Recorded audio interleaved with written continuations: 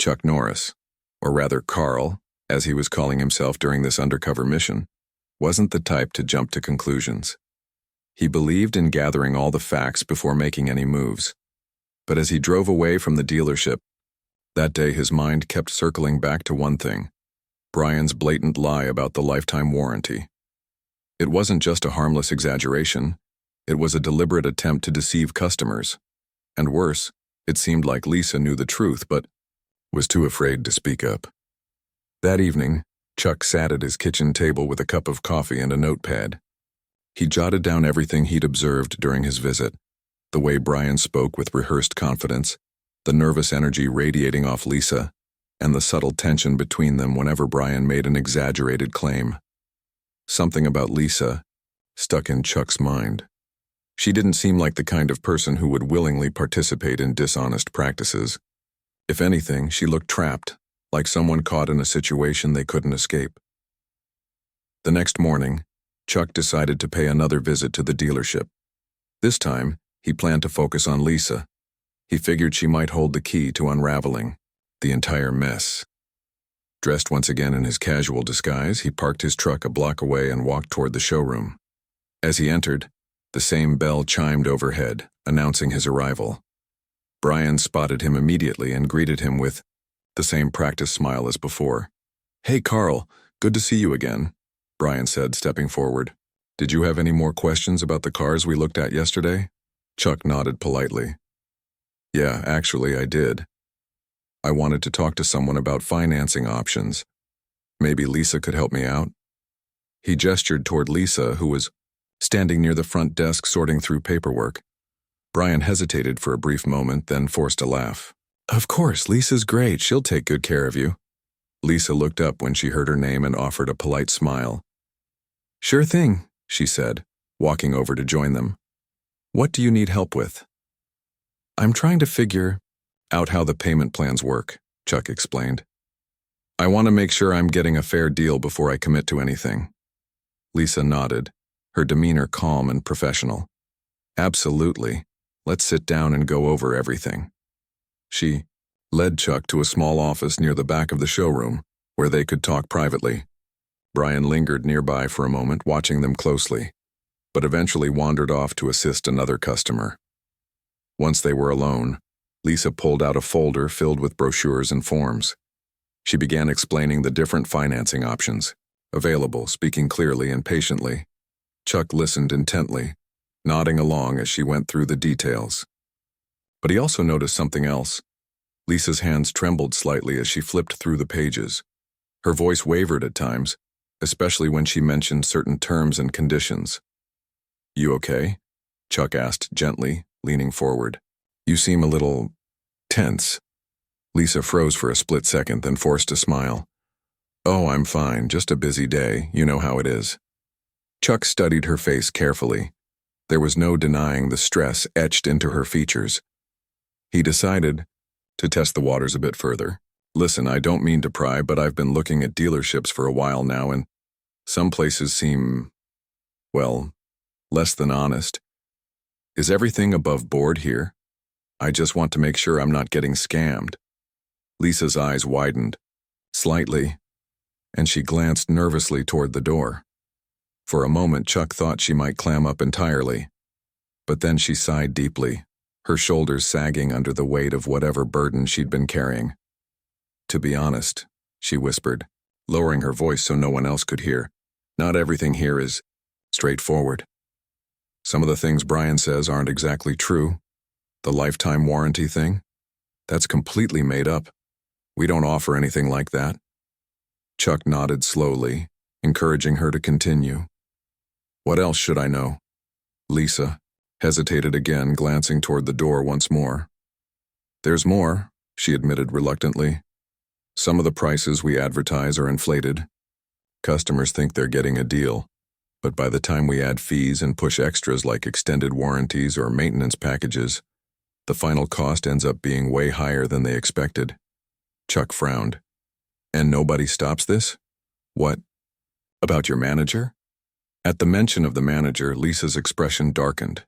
"Greg runs this place like his own little kingdom," she said bitterly. He's the one who encourages all of this. If anyone tries to question him, or even suggest doing things differently, they get shut down fast. Believe me, I've seen it happen.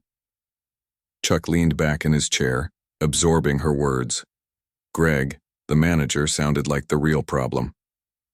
But he needed more information before he could confront anyone. Why haven't you reported this? He asked softly. If what you're saying is true, there must be others who feel the same way. Lisa shook her head sadly. Because Greg makes sure everyone's too scared to speak up. He threatens people with losing their jobs if they cause trouble. Plus, he has connections with corporate. Even if someone tried to report him, nothing would change. Her words struck a chord with Chuck. He had always prided himself on creating businesses that treated employees and customers fairly. Hearing that one of his dealerships had turned into a toxic environment infuriated him. But he kept his emotions in check, knowing that blowing his cover now would only make things worse. Instead, he focused on reassuring Lisa. You did the right thing by telling me, he said firmly.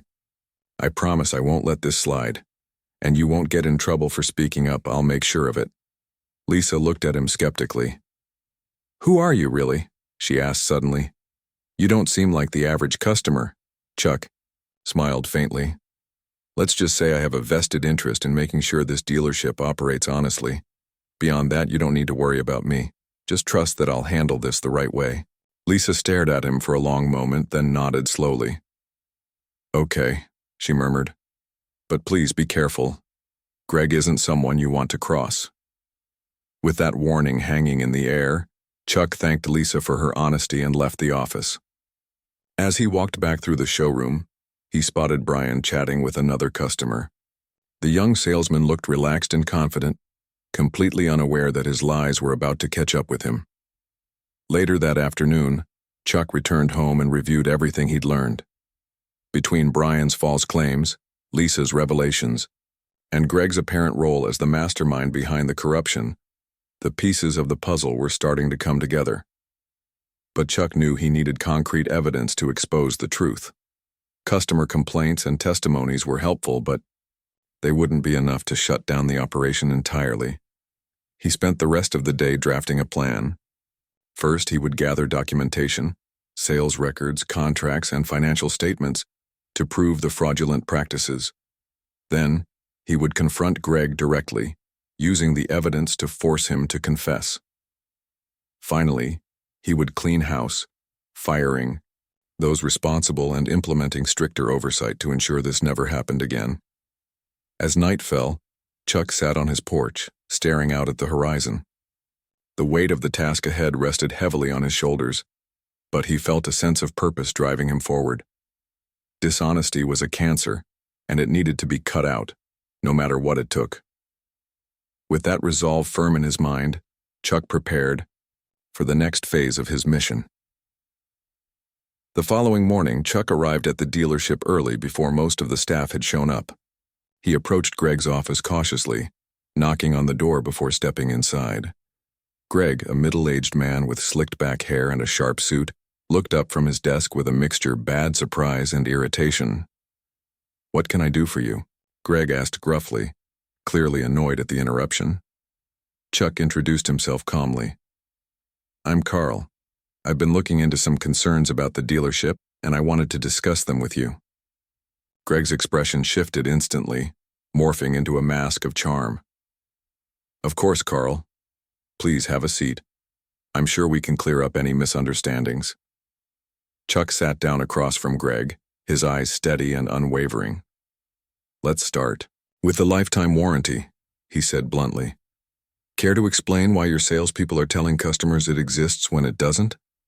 For the first time, Greg's confident facade cracked, his jaw tightened, and his eyes darted around the room. "I'm not sure what you're talking about," he stammered. "We don't mislead our customers." Chuck raised an eyebrow. "Really? Because I've got witnesses and documents that say otherwise. You might want to reconsider your answer." Greg's face flushed red and he leaned back in his chair, clearly flustered. Chuck watched him carefully, waiting to see how far the man would try to dig himself into a hole. Whatever happened next, one thing was certain. Justice was coming. For Greg, for Brian, and for anyone else involved in the deception. By the end of the conversation, Chuck had laid the groundwork for exposing the truth. All that remained was to execute the final steps of his plan and make sure the dealership lived up to its name once and for all. The next morning, Chuck Norris arrived at the dealership earlier than usual. He parked his truck a block away, just as he had before, and walked toward the building with purpose. This time, however, he wasn't there to blend in or play the role of an average customer. Today, he was gathering evidence, and he intended to do it quietly but thoroughly. As he entered the showroom, the place was still quiet. Most of the employees hadn't arrived yet, and the few who were there were busy setting up for the day. Chuck made his way to the finance office, where Lisa was already seated at her desk, typing on a computer. She looked up when she saw him, approaching, and gave him a small nervous smile. "Hey, Carl," she said softly. "What brings you back so early?" "I need your help," Chuck replied, keeping his voice low. "I'm looking for records, sales contracts, financing agreements, anything that shows how deals are being handled here. Can you point me in the right direction?" Lisa hesitated, glancing around to make sure no one else was nearby. "You're really serious about this, aren't you?" she asked. "I am," Chuck said firmly. "And I need you to trust me. The more proof we have, the easier it will be to stop Greg and fix this place." After a moment of thought, Lisa nodded. She stood up and led Chuck to a filing cabinet tucked in the corner of the room. "This is where we keep copies of all the paperwork," she explained. "But you'll have to be quick. Greg usually gets here by 8, and if he catches you going through these files..." Chuck understood the risk. "Don't worry," he said. "I'll be careful." For the next hour, Chuck sifted through stacks of documents. He found exactly what he was looking for. Inflated prices, hidden fees, and falsified terms buried deep within the fine print. Some contracts even included clauses that weren't mentioned during the sales process, forcing customers into agreements they never agreed to.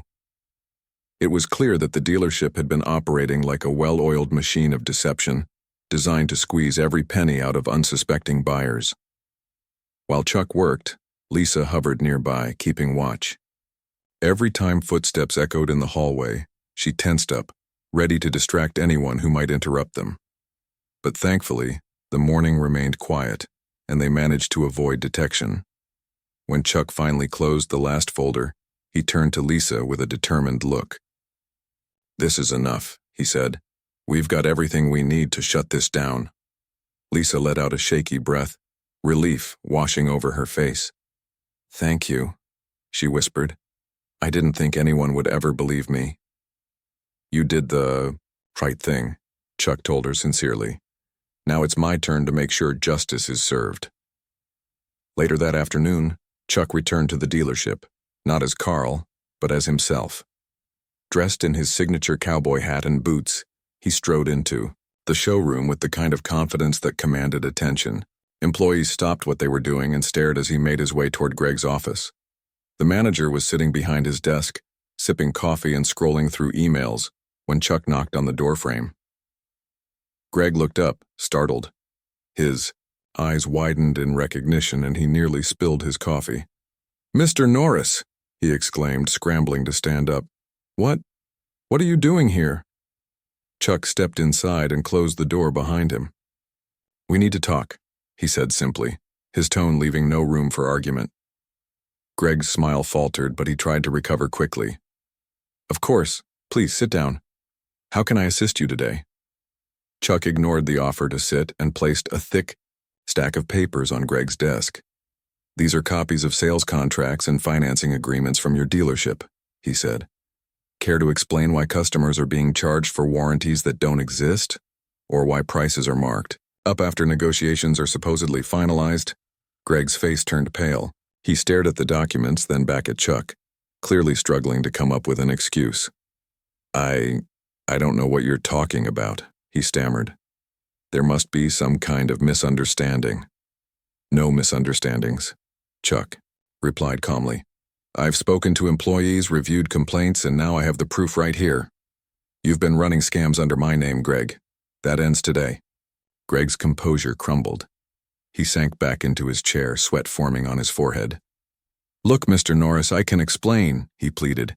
It's not just me, it's the industry standard. Everyone does it. That doesn't make it right, Chuck shot back. And it sure as hell doesn't make it acceptable. Not under my name. Before Greg could respond, Chuck opened the door and called Lisa into the office. She hesitated at first, but when Chuck motioned for her to come in, she stepped inside nervously. Lisa, he said, addressing her directly, tell Greg what you told me about the lifetime warranty scam. Lisa swallowed hard, her hands trembling slightly, but she met Greg's gaze and spoke clearly. The lifetime warranty isn't real, she said. Brian and the other salespeople have been telling customers it exists to close deals faster. And the inflated prices? Those come straight from you, Greg. You tell us to add fees and extras without disclosing them up front. Greg's mouth dropped open in shock. You're betraying me? He spluttered, pointing an accusing finger at Lisa. I'm not betraying anyone, Lisa shot back, her voice gaining strength. I'm standing up for what's right. You've bullied and intimidated us for years, Greg. Well, not anymore. Chuck watched the exchange silently, letting Greg's guilt sink in. When the manager finally fell silent, defeated, Chuck leaned forward and fixed him with a piercing stare. You're fired, he said bluntly. Effective immediately. Pack your things and leave the premises. Greg opened his mouth to protest, but Chuck cut him off.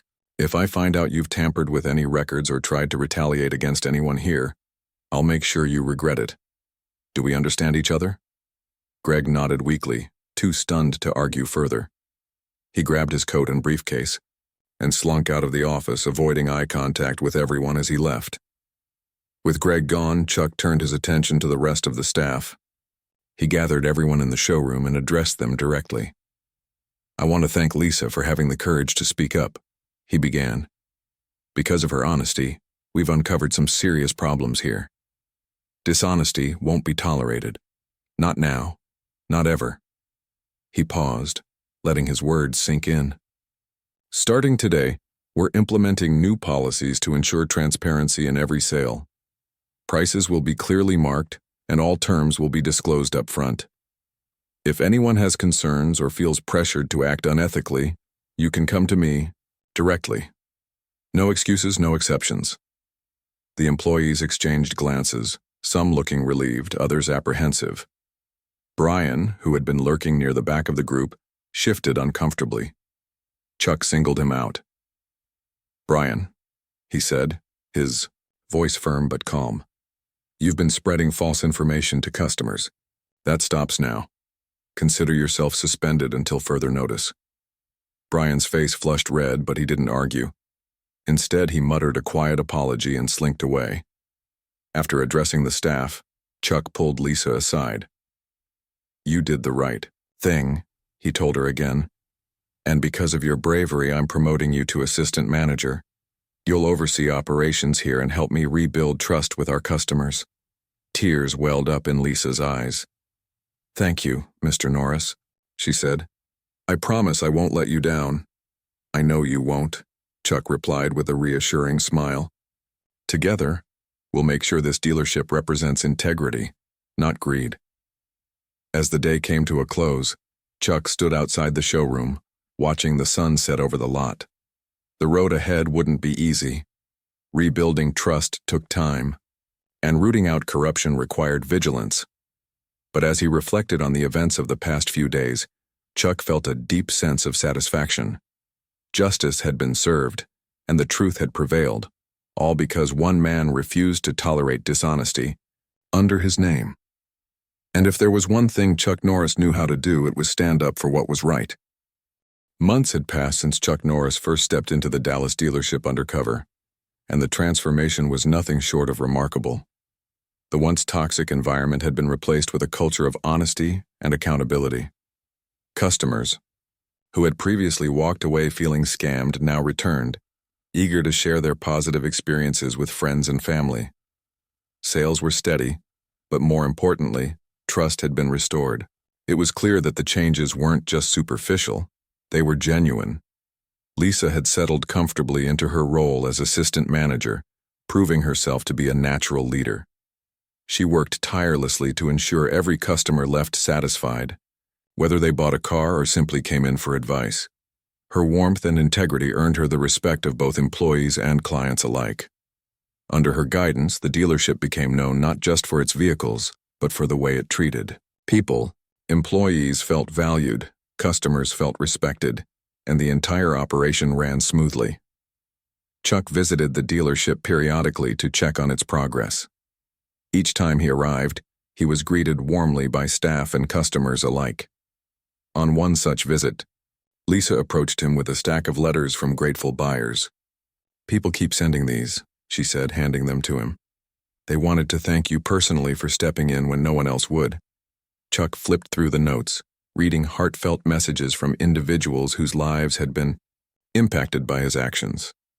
One letter stood out. A single mother named Rachel who had nearly lost her savings due to deceptive financing practices. Thanks to Chuck's intervention, she received a full refund and was able to purchase a reliable car at a fair price. "You saved my family," she wrote. "I'll never forget what you've done." Chuck smiled faintly as he set the letters aside. He didn't do this for recognition. He did it because it was the right thing to do. Still, seeing the tangible difference his efforts had made filled him with quiet pride. That evening, Chuck called a meeting with Lisa and a few key employees. They gathered in the showroom, sitting on chairs arranged in a circle.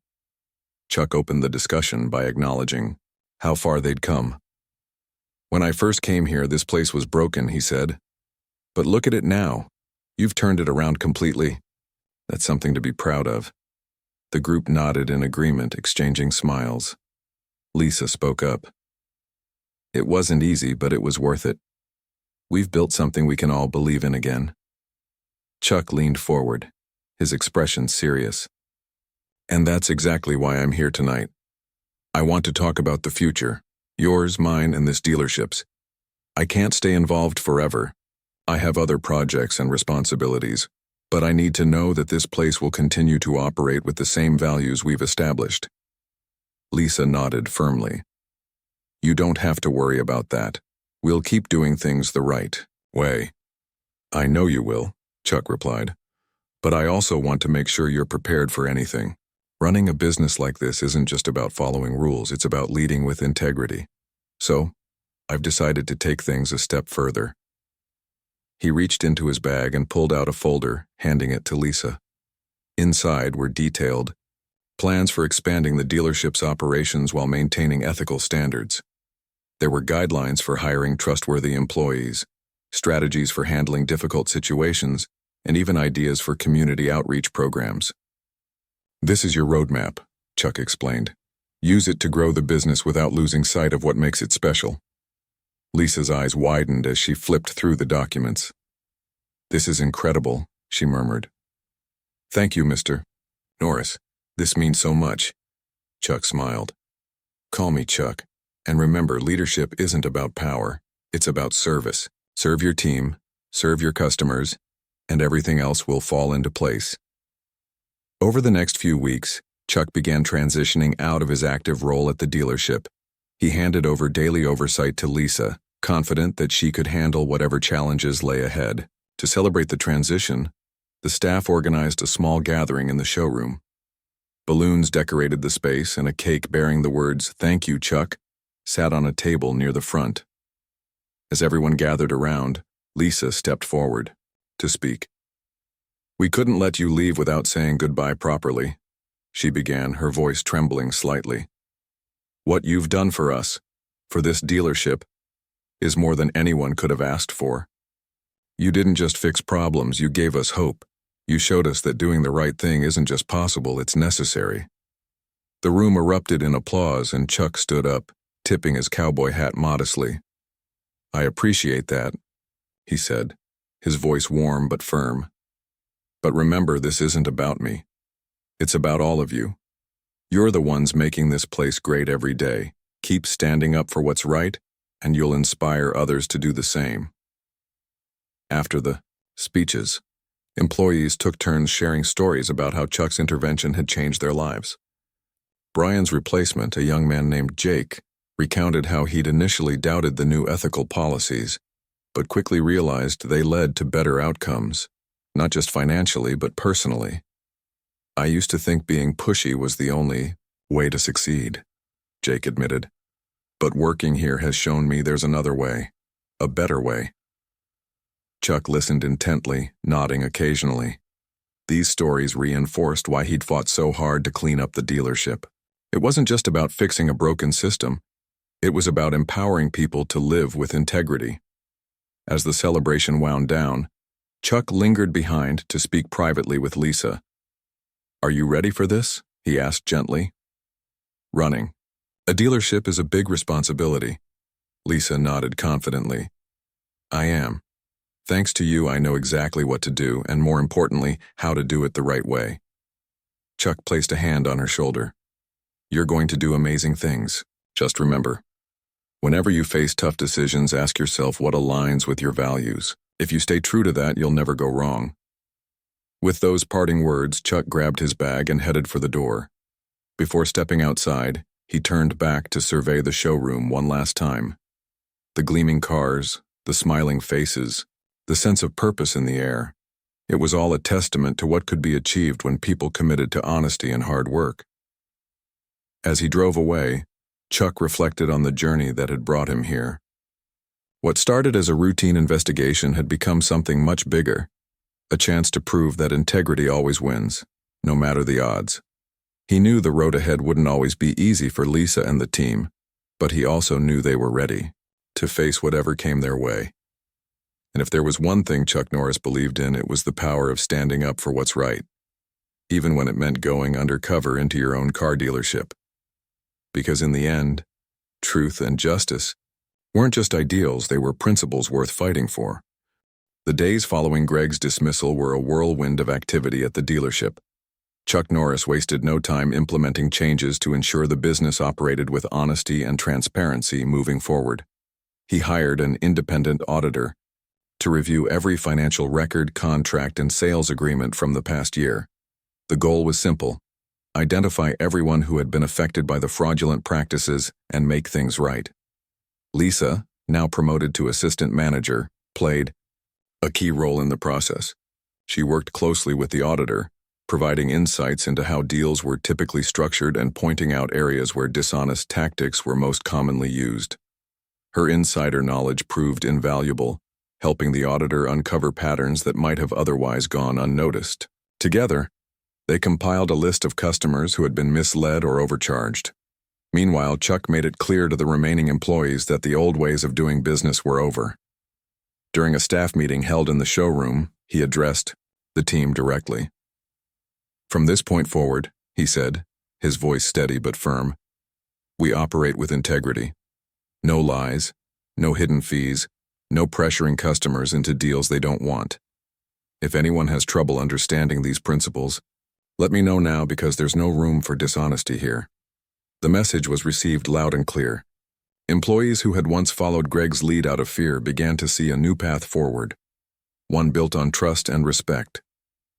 Some even approached Lisa privately to apologize for staying silent while the corruption persisted. Slowly but surely, the toxic atmosphere that had plagued the dealership started to lift. One afternoon, as Chuck reviewed the auditor's findings, he noticed something troubling. A handful of salespeople, including Brian, appeared to be repeat offenders, individuals who consistently pushed deceptive tactics more aggressively than others. It wasn't enough to simply suspend them. Their actions had caused real harm to customers, and Chuck believed accountability was essential. He decided to confront Brian personally. The young salesman had been avoiding eye contact with Chuck ever since his suspension, choosing instead to linger near the back of the lot during work hours. When Chuck finally called him into the office, Brian shuffled in reluctantly, his head bowed. "Sit down," Chuck instructed, gesturing to a chair. Once Brian complied, Chuck leaned forward, his piercing gaze locking onto the younger man. "I've looked over the records," he began. "It's clear you've been lying to customers, not just once, but repeatedly. Do you have anything to say for yourself?" Brian squirmed under the weight of Chuck's stare. I was just following orders," he stammered. Greg told us to do whatever it took to close deals. I didn't think it was hurting anyone. That's not true, and you know it, Chuck replied sharply. Every lie you told cost someone money. Money they trusted us to handle fairly. That kind of behavior isn't acceptable, Brian. Not under my name. Brian hung his head, unable to argue. After a long pause, Chuck continued. You're fired, effective immediately. And if I hear about you pulling similar stunts anywhere else, I'll make sure word gets around. Dishonest people like you don't deserve second chances in this industry. Though harsh, Chuck's decision sent a powerful message to the rest of the staff. There would be zero tolerance for unethical behavior. Other employees watched silently as Brian gathered his belongings and left the dealership for good. For many, it was a sobering reminder of the consequences of cutting corners. As the weeks passed, Chuck turned his focus toward repairing the dealership's reputation. He reached out personally to customers identified by the auditor as victims of fraud. Each call began the same way. Hello, this is Chuck Norris. I'm reaching out because we recently discovered some issues with your purchase from our dealership, and I'd like to make things right. At first, most customers were skeptical. One woman named Karen laughed outright when she heard his voice. Nice try, she said. Who's really calling? Some telemarketer pretending to be Chuck Norris? Chuck chuckled softly. I assure you, ma'am, it's really me. Would you mind verifying it by asking me a question only Chuck Norris would know? After a brief exchange about one of his iconic movie roles, Karen's tone shifted from disbelief to awe. Oh my gosh, it is you, she exclaimed.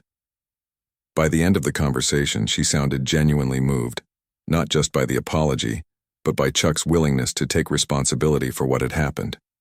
For each affected customer, Chuck offered a full refund of any inflated charges, along with compensation for the inconvenience caused.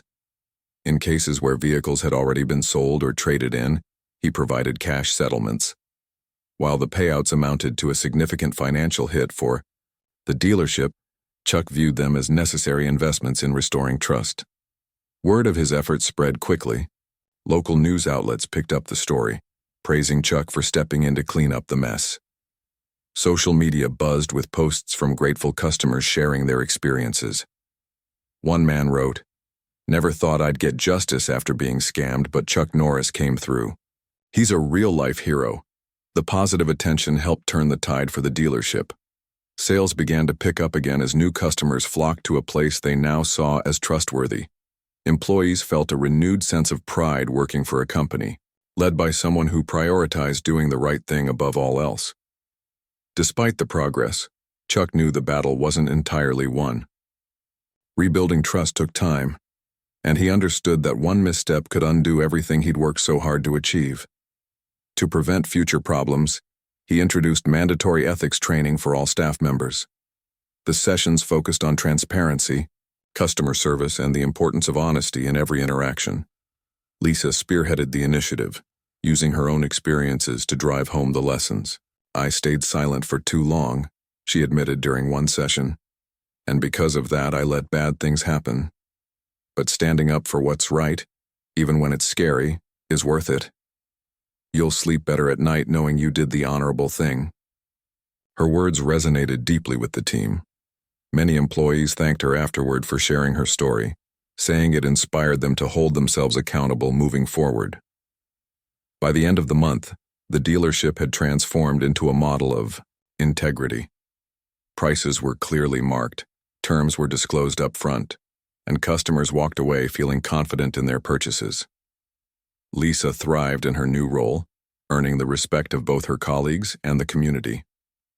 Under her leadership, the dealership became known not just for selling cars but for treating people fairly, a legacy Chuck could proudly stand behind. As Chuck prepared to step back from day-to-day oversight, he reflected on everything that had transpired. What started as a routine investigation had revealed deep-seated corruption, but also an opportunity to set things right. Through determination, courage, and a steadfast commitment to truth, he had turned a tarnished reputation into one of honor.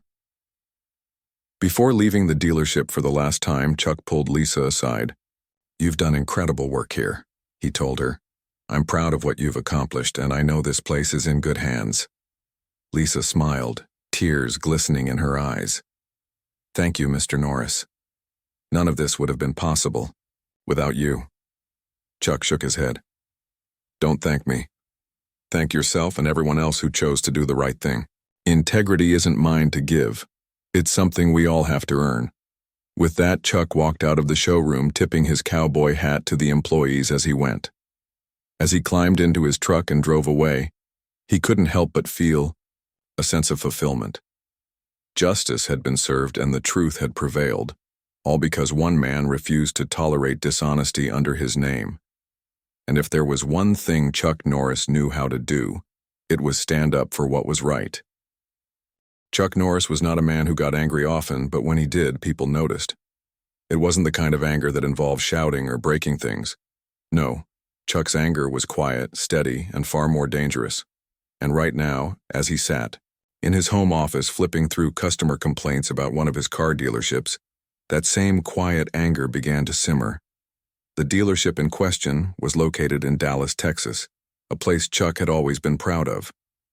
He didn't run the day-to-day operations himself. Instead, he trusted managers and employees to handle things while he focused on other projects. But lately, something felt wrong. Complaints had started trickling in, then turned into a flood. People claimed they were lied to, overcharged, and even pressured into buying cars they didn't want. At first, Chuck thought it might be a few bad apples ruining the bunch. But the sheer number of complaints made him wonder if there was something deeper going on. Chuck leaned back in his chair, staring at the ceiling. His mind raced with questions. Was someone cutting corners? Were customers being taken advantage of? The idea of dishonesty under his name burned inside him like a hot coal. He couldn't let it slide, not for a second. If anyone knew how to get answers, it was Chuck Norris.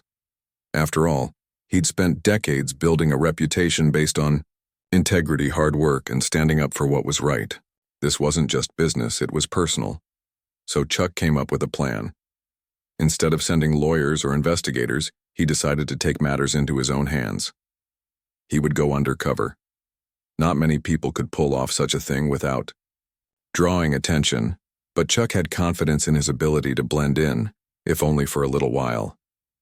He put on a pair of jeans, a simple blue shirt, and a baseball cap. There was no need for anything fancy. He wanted to look like any other middle-aged guy walking into a car dealership. For good measure, he grabbed a pair of 7 sunglasses and tucked them into his pocket, just in case.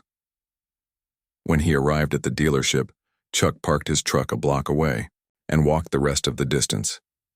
As he approached the glass doors of the showroom, he paused for a moment to observe. The lot was filled with shiny new vehicles, each one gleaming under the bright Texas sun. Inside, salespeople moved around, like bees in a hive, chatting with potential buyers and pointing out different models. Everything looked normal, at least on the surface. Chuck pushed open the door and stepped inside. A bell chimed softly overhead, announcing his arrival. Almost immediately, a young man hurried over to greet him. The guy looked to be in his late 20s with neatly combed hair and a smile so wide it almost seemed fake. "Hi there. Welcome to Norris Auto Sales," the man said enthusiastically. "I'm Brian. How can I help you today?" Chuck nodded politely, keeping his expression neutral. "Hey, thanks," he replied in a relaxed tone. "My name's Carl. I'm looking for something reliable. A family car, maybe." Brian's grin widened. "Well, Carl, you've come to the right place. We've got some great options here. Let me show you around." As they started walking toward the rows of cars, Chuck studied Brian closely. The young salesman spoke quickly, using words like top of the line and best in class to describe nearly every vehicle they passed. Chuck listened carefully, nodding occasionally to keep up appearances, but he couldn't shake the feeling that something was off. Brian's enthusiasm seemed forced, like he was reciting lines from a script, rather than genuinely helping a customer. They stopped in front of a sleek silver sedan. Brian gestured toward it dramatically. "Now this beauty right here is our bestseller. It's fuel efficient, packed with safety features, and comes with a lifetime warranty. That's standard across all our inventory. Chuck froze.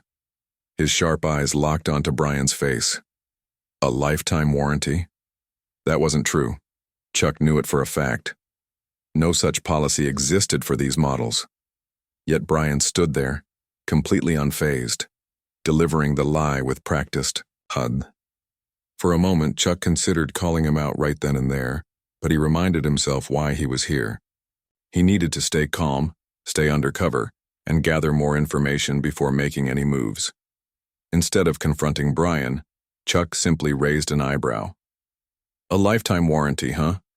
That sounds impressive, he said casually, letting the skepticism creep into his voice just enough to make Brian squirm. Sure enough, the young man hesitated for a split second before recovering his composure. Absolutely, Brian replied, his tone still upbeat but slightly strained. It's part of what makes us stand out from the competition. You won't find that kind of guarantee anywhere else. Chuck nodded slowly, pretending to mull it over. Out of the corner of his eye, he noticed another employee approaching. She was a woman in her mid-30s with curly brown hair and a warm smile. Her name tag read, Lisa. Unlike Brian, she seemed genuinely friendly, though there was a nervousness about her that caught Chuck's attention. Hey, Brian, Lisa said, joining them. How's it going? Her gaze flickered between Chuck and Brian, lingering on the latter for a fraction of a second too long. It was subtle, but Chuck noticed. Something was definitely up. Brian introduced her to Chuck. This is Lisa. She works in financing. If you're interested in payment plans, she's your go-to person. Lisa shook Chuck's hand firmly. Nice to meet you, Carl, she said. Let me know if you have any questions. I'm happy to help. For the next few minutes, Lisa stayed, close by, listening as Brian continued his pitch. Every time Brian mentioned the lifetime warranty or some other exaggerated claim, Lisa's expression shifted ever so slightly. Her lips pressed together and her fingers fidgeted with the edge of her clipboard. It was clear she wanted to say something, but she never did. Whatever was holding her back, it was powerful enough to silence her completely. Chuck filed away every detail in his mind. The false promises, the nervous glances, the tension between Brian and Lisa, all of it pointed to a bigger problem lurking beneath the surface. By the time Brian suggested moving to the next car, Chuck already had a clearer picture of what was happening at this dealership. But he wasn't ready to act yet. He needed proof, and he intended to get it. As they walked toward a red SUV parked near the back of the lot, Chuck struck up a casual conversation with Lisa. So, how long have you worked here? He asked, keeping his tone light and conversational. Oh, about 5 years now, Lisa replied. It's been interesting, to say the least. Interesting. Chuck liked that word choice. It hinted at untold stories, secrets waiting to be uncovered. He smiled faintly. I bet. Places like this must see a lot of action. Lisa laughed nervously. You could say that. Some days are better than others. Brian shot her a quick glance, his smile faltering for a brief moment. Chuck saw it happen and stored it away for later. There was definitely a power dynamic at play here, and Lisa seemed to be on the losing end of it. By the time Chuck finished touring the lot, he had learned enough to confirm his suspicions. The dealership wasn't just struggling with a few dishonest employees. It was plagued by systemic corruption. Someone was pulling the strings, orchestrating lies and manipulations to squeeze every last dollar out of unsuspecting customers. And Chuck was determined to find out who. As he drove away from the dealership, Chuck allowed himself a small smile. Phase 1 of his mission was complete. Now it was time to dig deeper, uncover the truth, and bring justice to those responsible. Because if there was one thing Chuck Norris couldn't tolerate, it was dishonesty, especially when it carried his name.